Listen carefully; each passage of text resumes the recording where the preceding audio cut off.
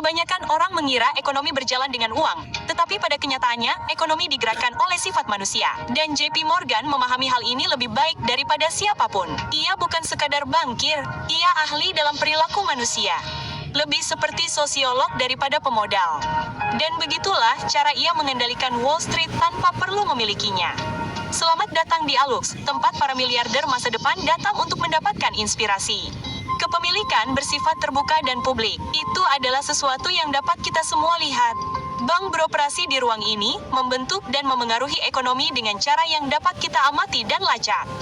Namun, kontrol, ya, itu terselubung. Ia bekerja dalam bayang-bayang, seringkali tanpa disadari siapapun.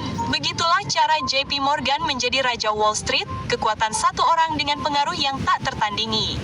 Saat ini, kekuatan Wall Street didistribusikan antara lembaga keuangan, raksasa manajemen aset, dan perusahaan perdagangan. Jadi, tidak ada satu orang pun yang dapat memegang semua kekuasaan. Pada awalnya, sejak investasi pertama yang diperdagangkan secara publik pada tahun 1790, perusahaan ini dimiliki dan dikendalikan oleh keluarga seperti Ayers dan Vanderbilt. Namun, dari tahun 1861 hingga 1913, satu orang, JP Morgan, diam-diam memegang kendali penuh. Dan lihat, oke, jika ada seseorang yang akan melakukan itu, orang itu adalah dia. JP memiliki kombinasi keterampilan yang langka tetapi menarik. Dia bisa bersikap logis dalam dunia keuangan yang didorong oleh angka dan bersikap emosional dalam dunia hubungan yang berfokus pada manusia. Bakat dan keterampilan ini tidak datang begitu saja. Itu berakar pada cara dia dibesarkan. Semuanya dimulai pada tanggal 17 April tahun 1837 ketika John Brown Morgan lahir di Hartford, Connecticut. Ayahnya, Junius Spencer Morgan, adalah seorang bankir terhormat yang bergerak di lingkungan keuangan internasional. Keluarga dari pihak ibunya dipenuhi oleh penyair, komposer, dan seniman. Jadi, keterpaparan terhadap bisnis dan budaya, dua dunia yang berbeda tetapi sama-sama berpengaruh ini menjadikan JP seorang anak yang sangat cerdas dan seimbang.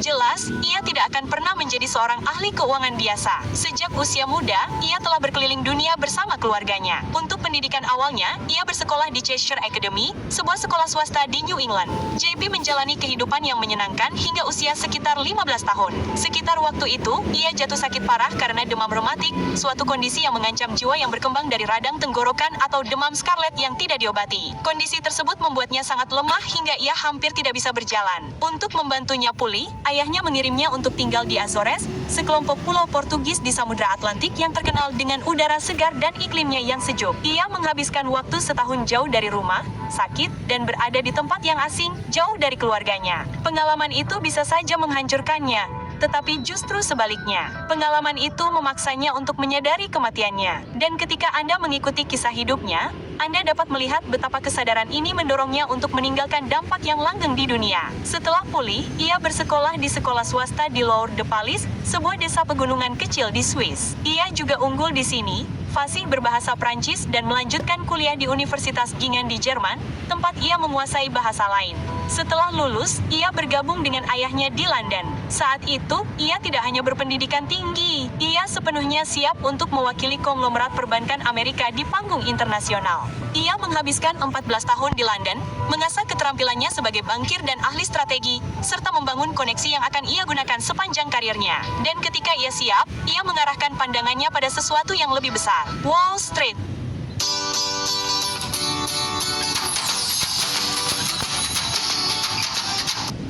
Wall Street. Kini, Wall Street adalah pusat keuangan Amerika yang ramai, tempat yang awalnya merupakan tempat pertemuan para pedagang yang bertukar taruhan dan kedai kopi, dan telah berkembang menjadi kantor pusat perekonomian negara. JP siap untuk menorehkan namanya di sana. Dan lihat, itu tidak butuh waktu lama. Ia memiliki koneksi dan etos kerja ayahnya serta kreativitas dan kecerdasan emosional ibunya. Kualitas-kualitas ini dan pengalaman hidupnya membuatnya menonjol bahkan di Wall Street.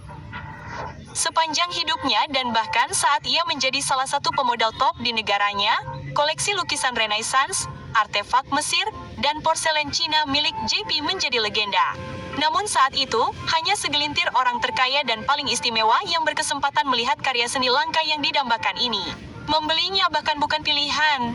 Jadi, fakta bahwa investor biasa kini memiliki kesempatan untuk membeli saham karya seni berkat Masterwork, sponsor video hari ini, menunjukkan seberapa jauh dunia telah berkembang. Mereka memberi investor kesempatan untuk menjadi bagian dari klub yang memiliki lukisan Banksy, Bosot, dan Warhol di antara akuisisi mereka. Di masa Morgan, nama belakang Anda harus Rockefeller atau Vanderbilt untuk berpikir membeli karya seni sekaliber ini. Masterwork akan melakukan semua penelitian dan kerja keras untuk membeli karya seni tersebut. Anda kemudian berinvestasi dalam saham, dan ketika karya seni tersebut terjual, mereka membagikan keuntungannya kembali kepada Anda dan pemegang saham lainnya. Berinvestasi dalam seni tidak hanya memberi Anda tempat di meja yang secara tradisional disediakan untuk eselon atas. Itu juga menghasilkan uang bagi Anda. Seni kontemporer sebagai kelas aset telah melampaui S&P 500 selama lebih dari 20 tahun. Biasanya layanan seperti Masterwork memiliki daftar tunggu yang panjang, tetapi karena Anda adalah pelanggan Alux, Anda mendapatkan perlakuan istimewa. Kunjungi masterwork.art, UX, atau pindai kode QR di layar sekarang juga untuk melewati daftar tunggu. Tetapi berinvestasi melibatkan risiko. Kinerja masa lalu tidak menunjukkan keuntungan di masa mendatang. Lihat semua pengungkapan penting di masterwork.com/CD.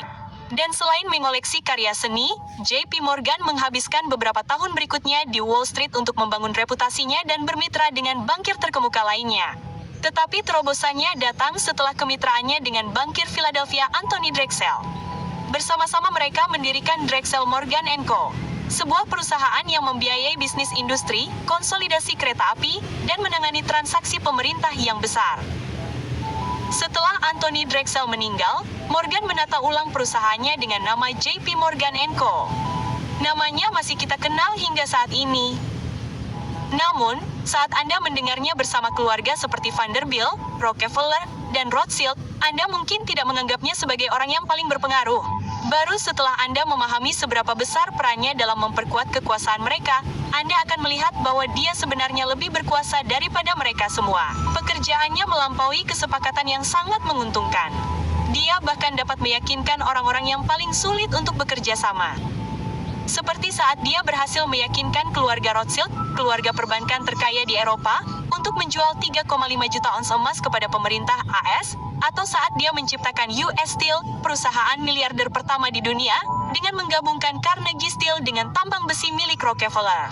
Ia juga mengatur kesepakatan yang menguntungkan bagi keluarga Vanderbilt ketika ia membantu mereka menjual sebagian dari New York Central Railroad kepada investor kaya dan kemudian menyerahkan pesaing mereka, New York, West Shore, dan Buffalo Railroad di atas piring perak. Kesepakatan ini terkait dengan warisan keluarga-keluarga paling berkuasa, tidak hanya di Amerika, tetapi juga di Eropa. Dunia menyaksikan keluarga-keluarga kaya ini membuat kesepakatan bisnis besar mereka. Dan selama ini, JP Morgan berada di belakang layar dan menarik tali. Ia tahu bahwa ketika Anda beroperasi dalam bayang-bayang, Anda menghilangkan batasan pada kekuasaan dan pengaruh.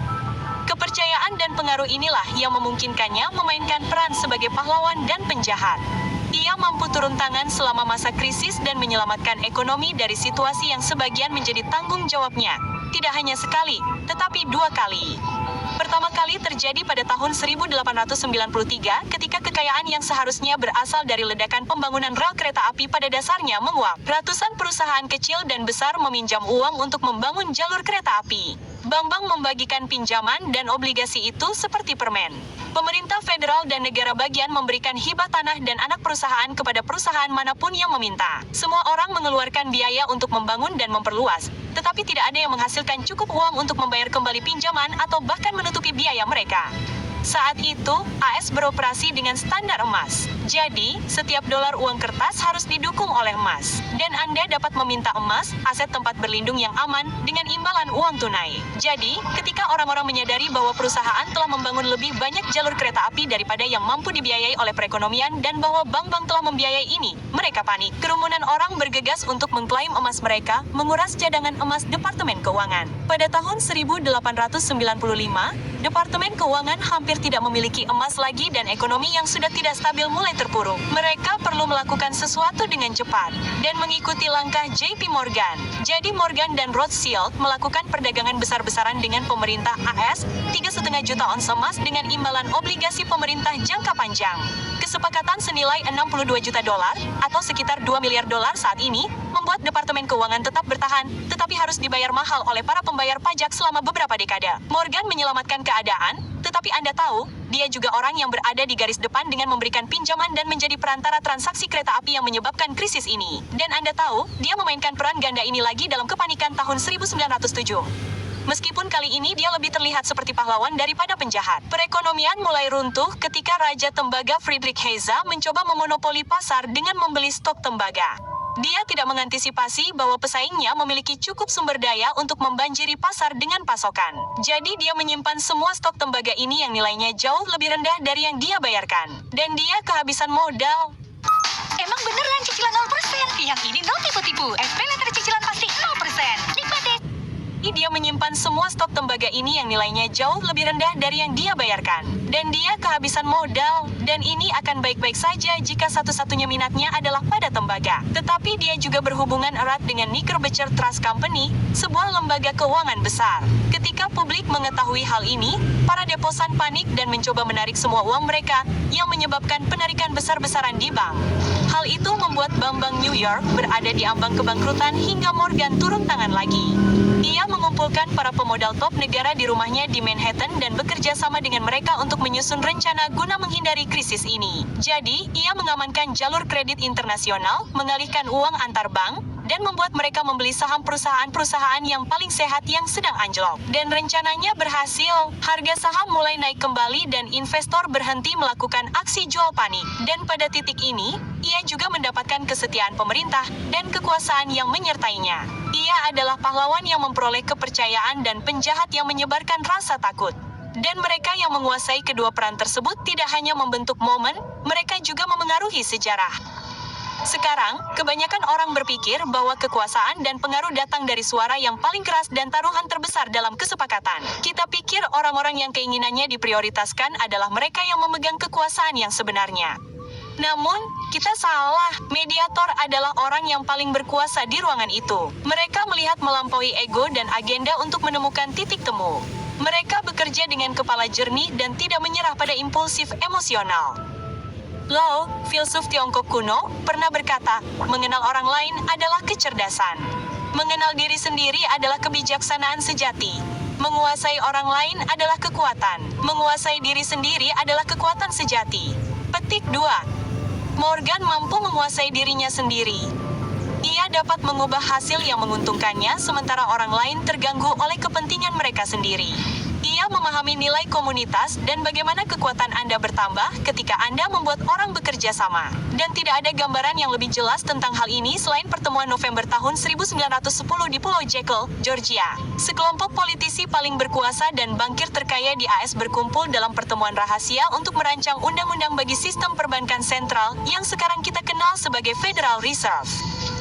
Morgan tidak hadir karena saat itu ia tahu bahwa kehadirannya di pertemuan seperti ini akan menarik terlalu banyak perhatian.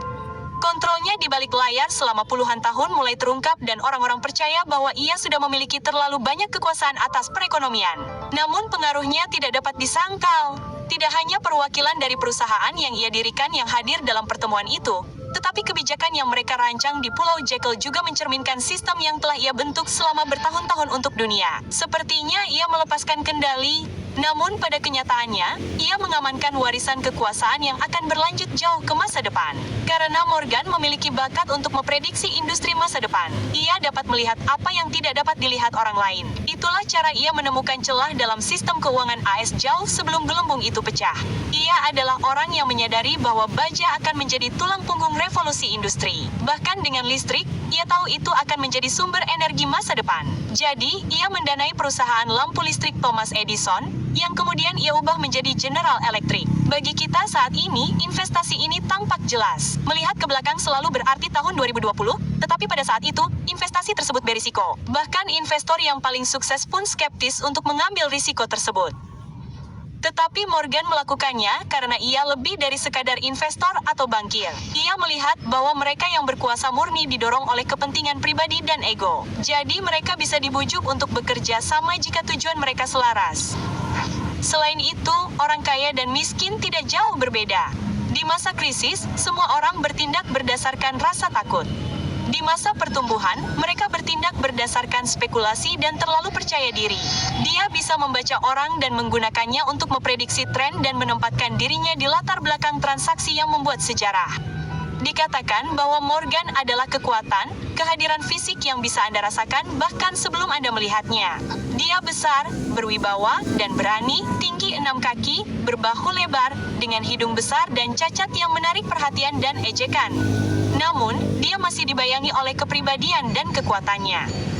Dia membuktikan bahwa Anda tidak perlu memiliki Wall Street untuk mengendalikannya. Dia adalah orang yang ahli dalam angka alami yang menguasai sifat manusia dan itu memungkinkannya menjadi penggerak utama ekonomi. JP Morgan memiliki kombinasi luar biasa antara keterampilan keras dan lunak yang memungkinkannya menciptakan kesuksesan seperti yang dilakukannya. Di masa ketika alat dan sumber daya untuk pertumbuhan jauh lebih sulit didapat, di Alux, kami telah berupaya untuk menyamakan kedudukan sehingga siapapun yang memiliki ponsel pintar dan cukup uang untuk makan malam di luar sebulan sekali bisa mendapatkan akses ke bimbingan yang mengubah hidup. Pindai kode QR di layar untuk mendapatkan diskon 25% untuk keanggotaan tahunan. Dan dengan bantuan pelatihan harian dan koleksi ahli pilihan kami, orang-orang akan mulai bertanya-tanya bagaimana Anda bisa sejauh ini dengan begitu cepat. Kami akan melihat Anda di dalam.